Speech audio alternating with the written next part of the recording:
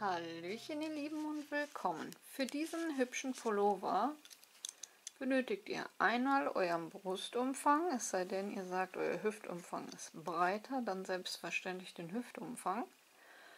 Und diesen teilt ihr einmal durch 2 und rechnet plus 5 cm mehr drauf. Ich häkel hier wie immer für Größe M, also Größe 38. Das sind in etwa, Pi mal Daumen, 100 cm Brustumfang. Teile diese durch 2, komme somit auf 50 und rechne noch einmal plus 5 cm drauf. Also komme ich ungefähr auf 55. 55 cm fürs Vorderteil und 55 cm fürs Rückteil. Hier ist jetzt nun Folgendes. Ich rechne hier grundsätzlich nur 5 cm drauf, weil wir im Zickzackmuster häkeln. Das Zickzackmuster ist ein bisschen tückisch. Es kann etwas größer, aber auch etwas kleiner ausfallen, je nachdem wie fest oder wie locker ihr häkelt. Dann kommt es ja auch noch auf eure Nadelstärke und eure Wolle an. Wir werden jetzt gleich gemeinsam erst einmal eine Spitze häkeln. Zumindest so 2, 3 Reihen davon, damit ihr dann wisst, wie viele Spitzen ihr benötigt, um auf eure Maße zu kommen. Ich halte in dem Fall auf 55 cm, zumindest ungefähr plus minus. An der Maschenprobe kommen wir leider nicht dran vorbei, denn anhand dieser Probe können wir halt nur ausrechnen, wie viele Spitzen wir brauchen. Um dieses Zickzackmuster für einen Pullover nutzen zu können, müssen wir auf jeden Fall eine Maschenprobe machen. Dazu häkle ich mit euch eine Spitze. Wir benötigen einmal 29 Maschen.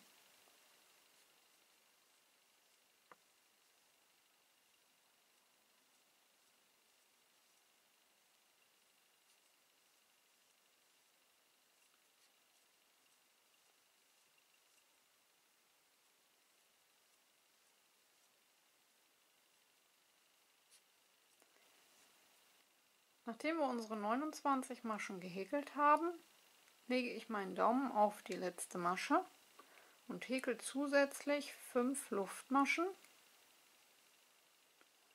und gehe ab Nadel in die 6. Masche, das ist die, wo ich meinen Daumen drauf halte, und häkel dort ein Stäbchen hinein. Danach nochmal zusätzlich 2 Stäbchen in die gleiche Einstichstelle. Umschlag, 2 Maschen freilassen und in die dritte eine Gruppe aus 3 Stäbchen.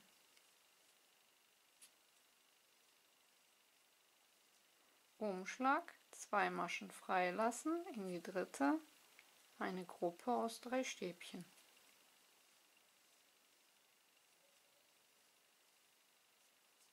Umschlag, 2 Maschen freilassen und in die dritte Masche eine Gruppe aus 3 Stäbchen.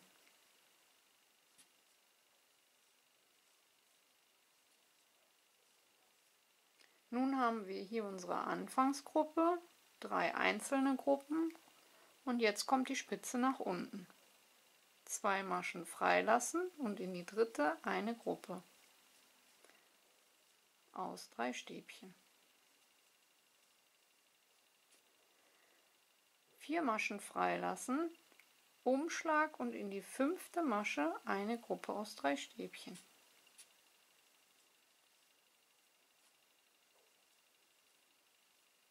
Umschlag, 2 Maschen freilassen und in die dritte wieder eine Gruppe aus 3 Stäbchen.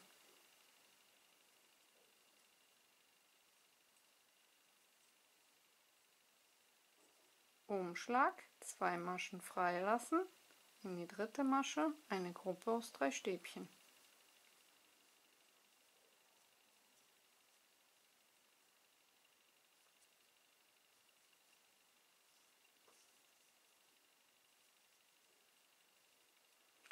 Umschlag, 2 Maschen freilassen und in die dritte Gruppe eine Gruppe aus 3 Stäbchen. Und am Ende der Reihe Ein Umschlag und in die letzte Masche eine Gruppe aus 3 Stäbchen, 2 Luftmaschen und ein einzelnes Stäbchen.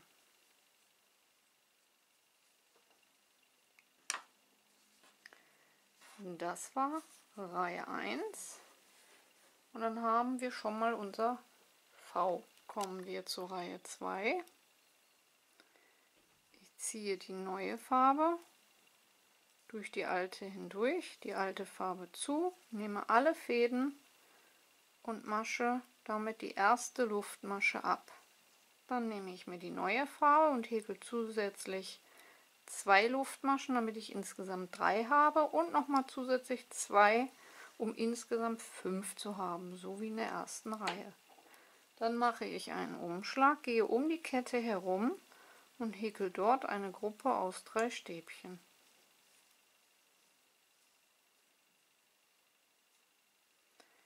Danach zwischen die nächsten beiden Gruppen eine Gruppe aus 3 Stäbchen. Zwischen die nächsten beiden eine Gruppe aus 3 Stäbchen.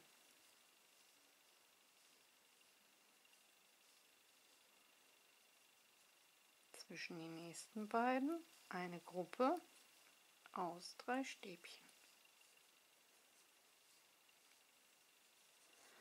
Und nun kommt der Bogen nach unten.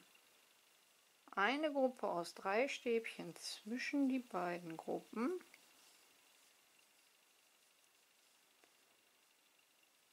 Und zwischen die beiden Gruppen mit der langen Kette, die lassen wir aus, überspringen und gehen zwischen die nächsten beiden.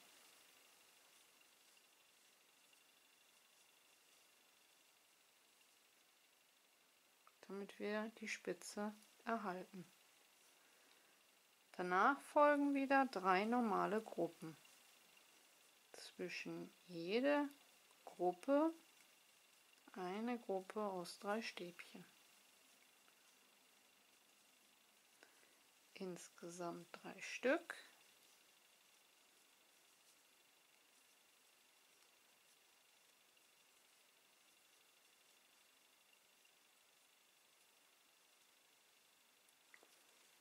Und die letzte Gruppe kommt seitlich um die Kette herum. 3 Stäbchen. Und dann wie am Anfang 2 Luftmaschen und ein Stäbchen in die dritte Steigeluftmasche der Vorreihe.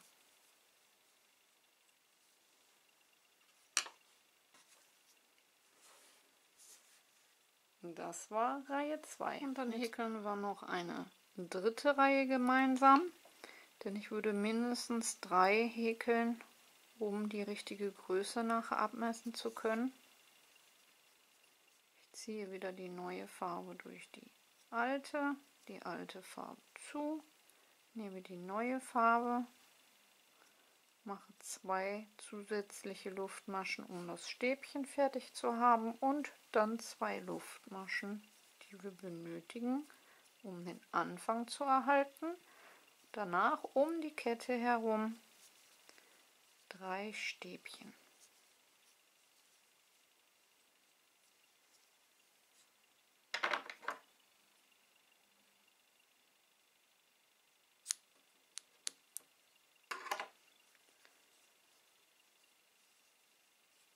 Als nächstes kommen wieder 3 normale Grüppchen. Zwischen jede Gruppe eine Gruppe aus 3 Stäbchen.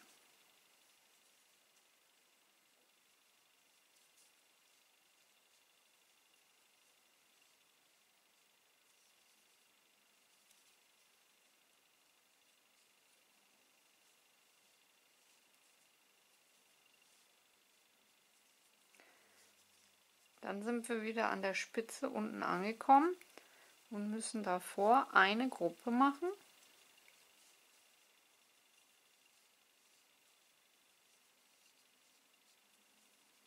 Die nächste Lücke lassen wir frei und gehen in die danach und häkeln eine Gruppe aus 3 Stäbchen und achten dabei darauf, dass wir oben die Masche schön eng zusammenhäkeln, dass diese sich nicht zu weit auseinanderzieht. Und wenn wir die Spitze dann nach unten haben, kommen wieder 3 normale Gruppen. In jede Lücke eine Gruppe aus 3 Stäbchen.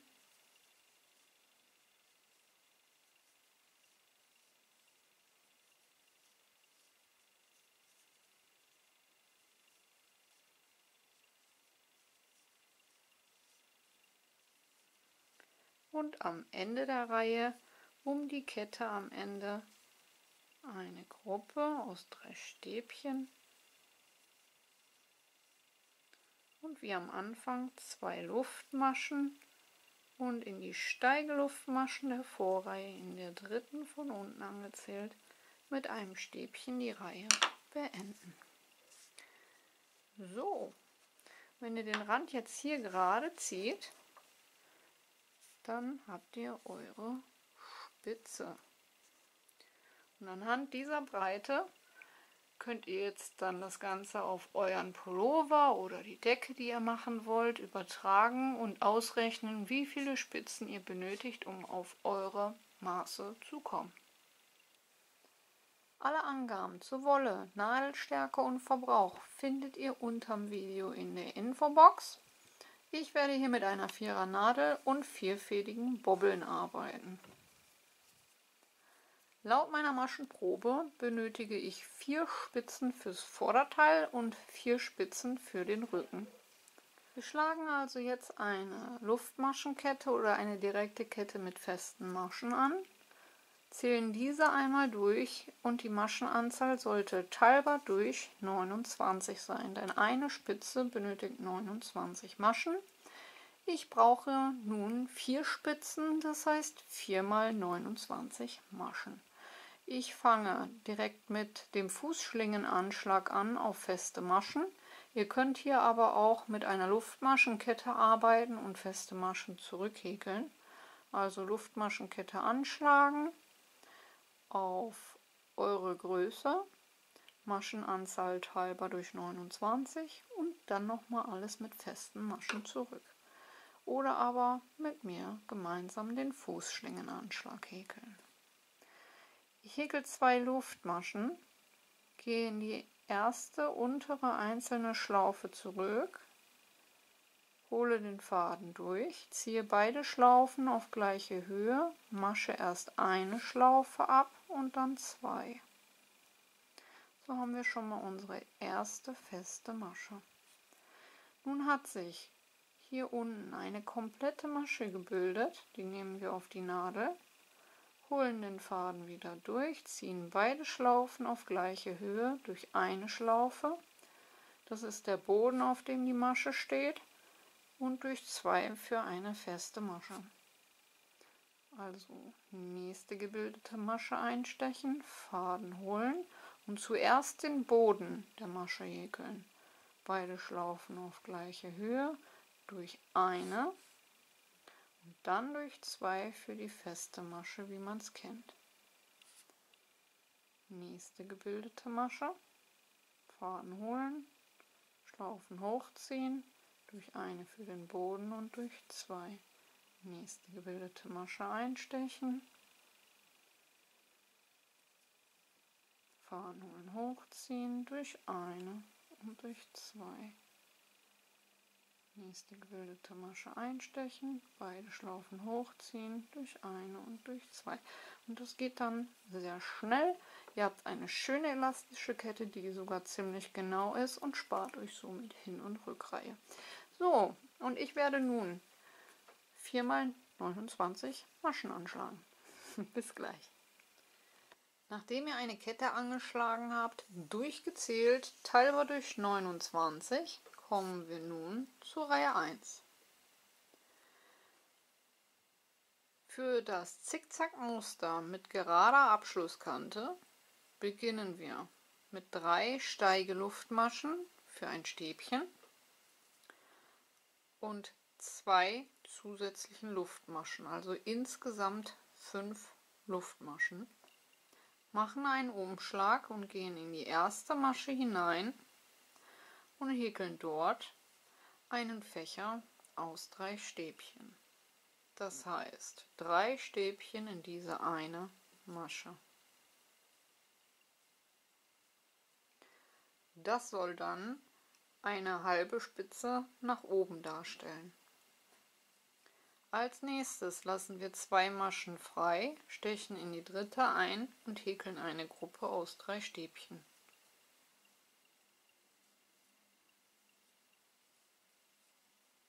Umschlag 2 Maschen frei lassen und in die dritte eine Gruppe aus 3 Stäbchen.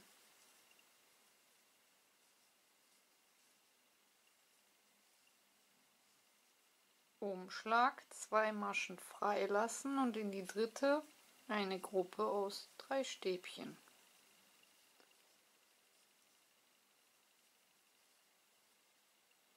Nun haben wir 3 einzelne Gruppen nach unserer Spitze gehäkelt. Als nächstes kommt die Spitze nach unten. Wir lassen 2 Maschen frei und häkeln in die dritte eine Gruppe aus 3 Stäbchen.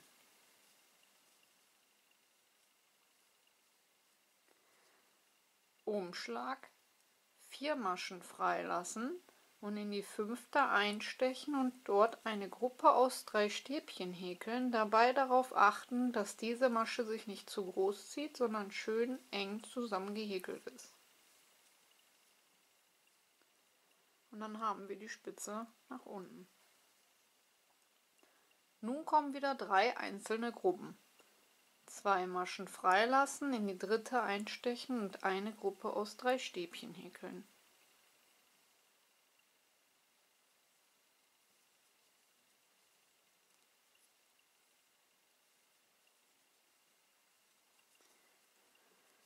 Zwei Maschen frei lassen und in die dritte eine Gruppe aus 3 Stäbchen häkeln.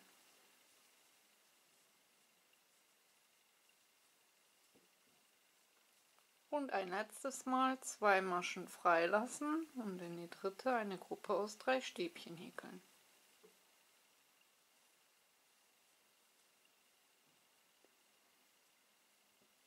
Hier war unsere Spitze nach unten, zu denen gehören diese beiden Gruppen und dann 1, 2, 3 einzelne Gruppen. Nun kommt die Spitze nach oben.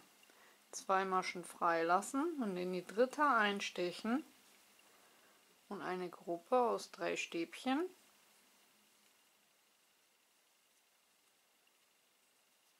Zwei Luftmaschen und nochmal 3 Stäbchen in die gleiche Einstichstelle.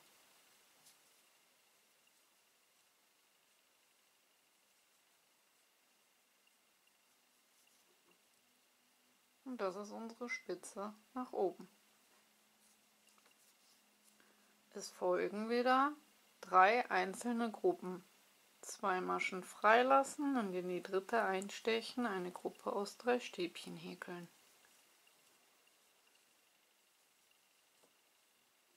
Zwei Maschen frei lassen, zweite Gruppe aus 3 Stäbchen häkeln.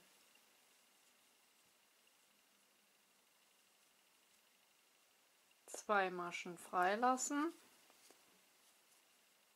und in die dritte einstechen und dort die dritte einzelne Gruppe häkeln. Nun kommt wieder der Bogen nach unten. 2 frei lassen, in die dritte einstechen, eine Gruppe aus 3 Stäbchen häkeln.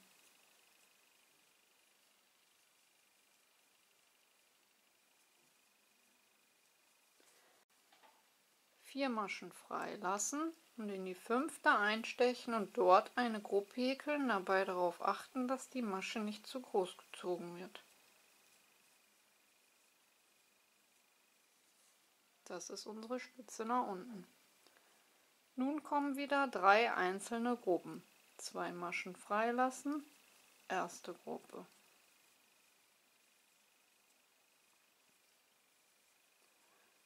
Zwei Maschen frei lassen, zweite Gruppe.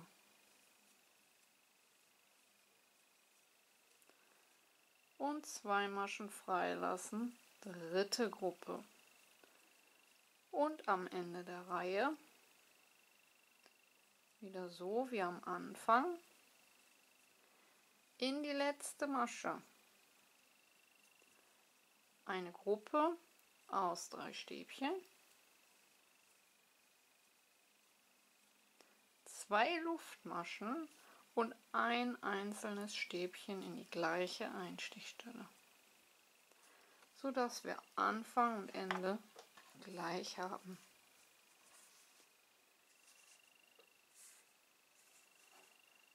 Das war Reihe 1. Kommen wir zur Reihe 2.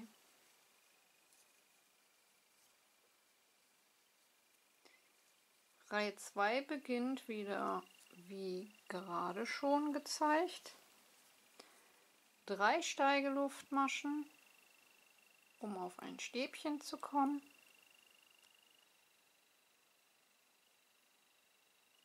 So. 3 Steigeluftmaschen und nochmal zusätzlich 2 Luftmaschen. Und nun stechen wir in dieses Loch ein und häkeln dort eine Gruppe aus 3 Stäbchen.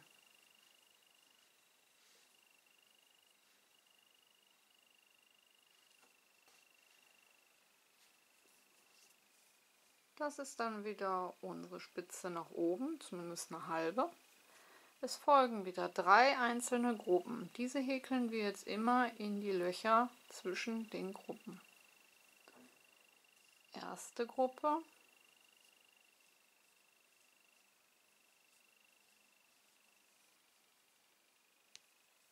zweite Gruppe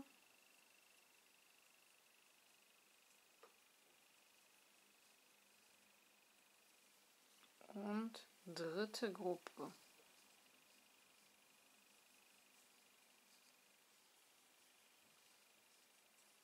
Also Anfangsspitze, erste, zweite, dritte. Die vierte Gruppe wird für die Spitze nach unten gehäkelt.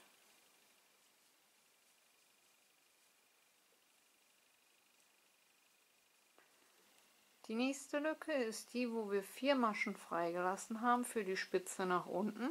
Diese lassen wir aus und gehen in die nächste Lücke hinein und häkeln dort wieder eine Gruppe und achten darauf, dass die Masche schön eng an die nächste Masche von der anderen Seite liegt, damit wir so die Spitze nach unten erhalten.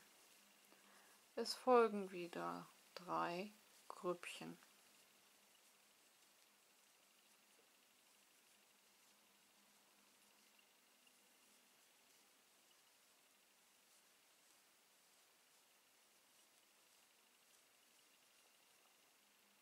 So, das war die Spitze. 1, 2 und 3. Die Spitze nach oben ist leicht, denn die erkennt man sehr gut. Wir häkeln in die Spitze nach oben um die Kette herum wieder eine Gruppe aus 3 Stäbchen, 2 Luftmaschen und 3 Stäbchen.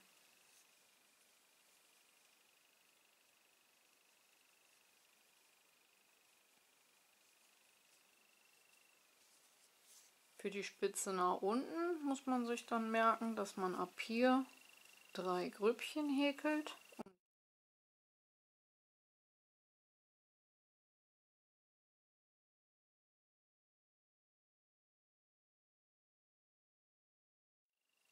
Und bei der vierten fängt dann wieder die Spitze nach unten an.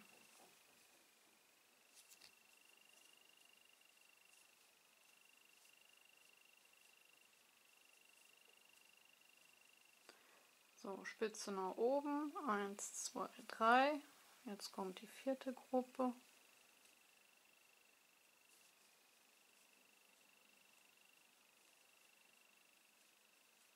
Das heißt, die nächste Lücke lassen wir aus, gehen in die danach und häkeln die nächste Gruppe schön an die davor. Und achten darauf, dass die Masche schön eng anliegt. Danach wieder 3 Gruppen nach oben.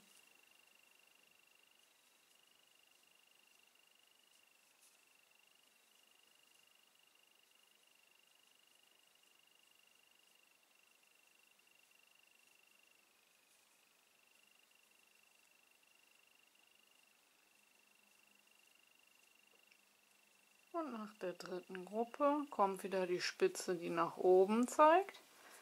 Und am Ende der Reihe häkeln wir um die Kette an der Seite herum erst einmal eine Gruppe aus 3 Stäbchen und danach 2 Luftmaschen und ein Stäbchen in die Seite hinein, sodass wir Anfang und Ende gleich haben. Und das war Reihe 2. Und das ist auch das eigentliche Muster. So erhalten wir den geraden Rand an der Seite. Wir beginnen mit 5 Steigeluftmaschen, wobei 3 für die Höhe eines Stäbchen ist und 2 für die Luftmaschen in der Mitte.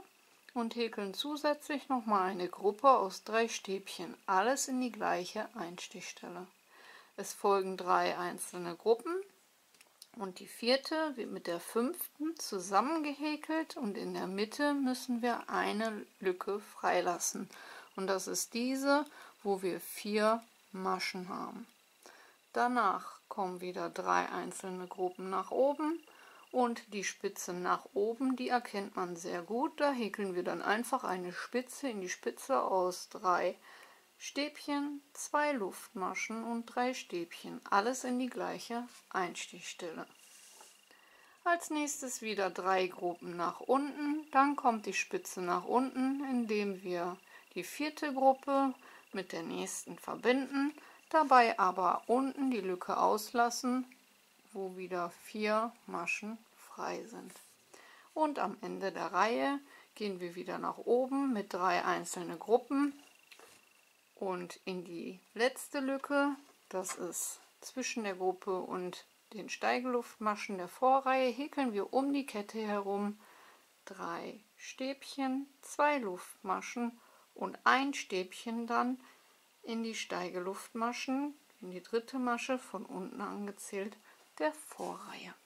So, und so häkel ich jetzt Reihe für Reihe so hoch, wie mein Pullover lang werden soll. Das heißt von unten, wo er sitzt, bis unterm Ärmel. Und dann kommen wir dazu, wie wir das Ganze gerade bekommen, um die Ärmelaussparung einzufügen. Ich werde nicht so wie hier, sondern in jeder zweiten Reihe meine Farben wechseln. Die Angaben zur Wolle findet ihr unter dem Video in der Infobox, falls ihr die Farben so in etwa nachmachen möchtet oder sogar genau. Ja, und dann würde ich sagen, sehen wir uns, wenn ich meine Gesamtfläche soweit gehäkelt habe. Bis gleich.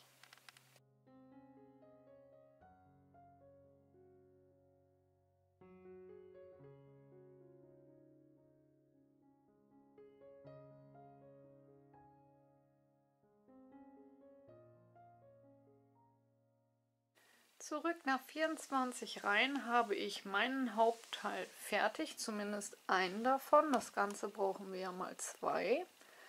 Als nächstes legt ihr das Ganze an euch an und schaut mal, wo links und rechts an eurem Ärmel endet. Dann könnt ihr bei einem gut sitzenden Pullover an dieser Stelle mal die Ärmelhöhe ausmessen und dann wisst ihr, wie viel Zentimeter wir jetzt nochmal gerade hochhäkeln müssen.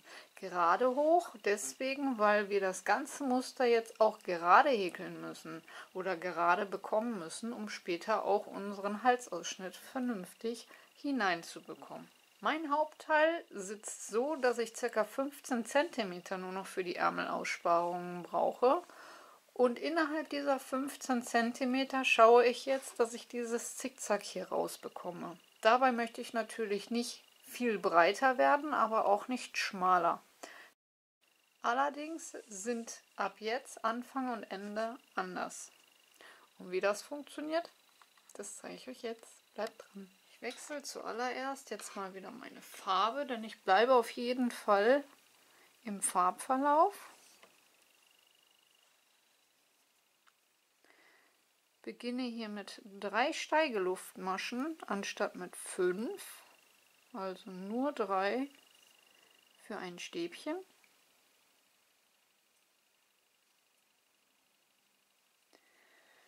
Und wenn wir jetzt dieses Muster einfach drüber häkeln, würde jetzt das Ganze auseinandergehen. Da wir aber nicht möchten, dass es jetzt so breit auseinander geht, versetze ich das Muster jetzt um 1 nach innen. Wir würden jetzt eine Fünferkette machen und unsere erste Gruppe direkt hier vorne hinein. Wir machen jetzt allerdings nur 3 Luftmaschen für ein Stäbchen und gehen nicht ins erste Loch, sondern in das zweite, also nach der ersten Gruppe, und häkeln dort unsere Gruppe hinein.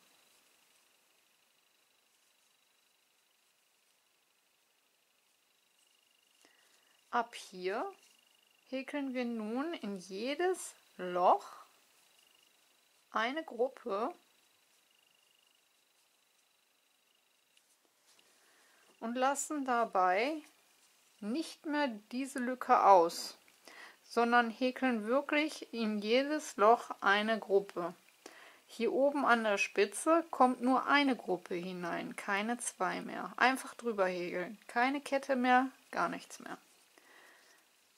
Nur noch Gruppe an Gruppe rein, bis auf die andere Seite.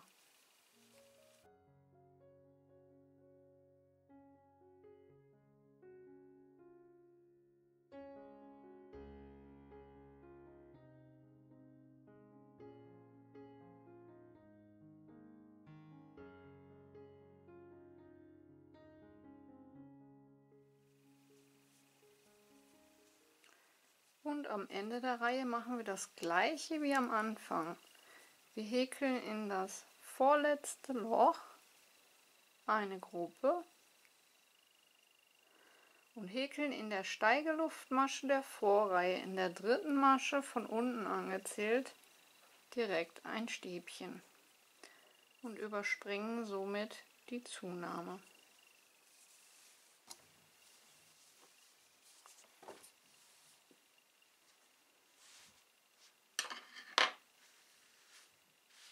So sieht es dann aus.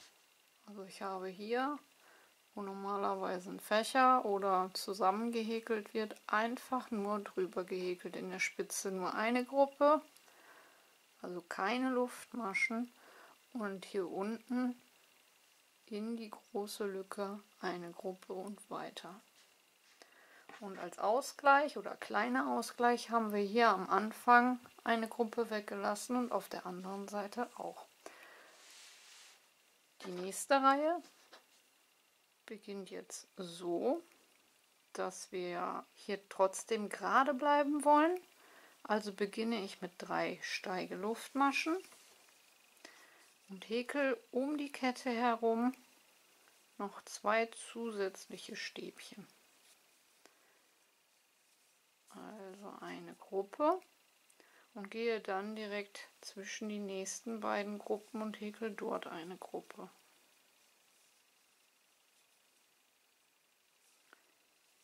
Das ist der einzigste Unterschied zu den Vorreihen.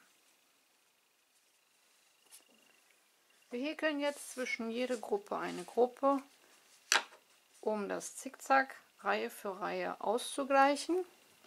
Und Anfang und Ende wird so aussehen, dass wir in der einen Reihe mit Stäbchen beginnen und die Gruppe nach innen versetzen und in der Reihe danach direkt mit einer Gruppe am Anfang beginnen, indem wir 3 Steigeluftmaschen machen und nur 2 restliche Stäbchen um die Kette.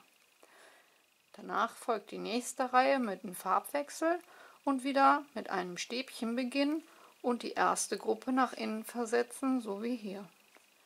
Die vierte Gruppe danach wird wieder eine Gruppe nach außen gesetzt. 3 Steigeluftmaschen und 2 zusätzliche Stäbchen um die Kette herum. Und so häkel ich jetzt Reihe für Reihe meine 15 cm hoch. Und wenn wir dann die Ärmelaussparung geschafft haben, dann sind wir fast fertig. Und am Ende der Reihe, genauso wie am Anfang, 2 Stäbchen um die Kette herum. Und das letzte Stäbchen wird in die Steigeluftmaschen der Vorreihe, in die dritte Masche von unten an, eingestochen und abgehäkelt. Die nächste Reihe beginnt dann, wie gerade schon gesagt, wieder mit 3 Steigeluftmaschen und wir gehen direkt in die nächste Lücke. Danach die Gruppe, dann wieder eine Gruppe direkt an den Anfang.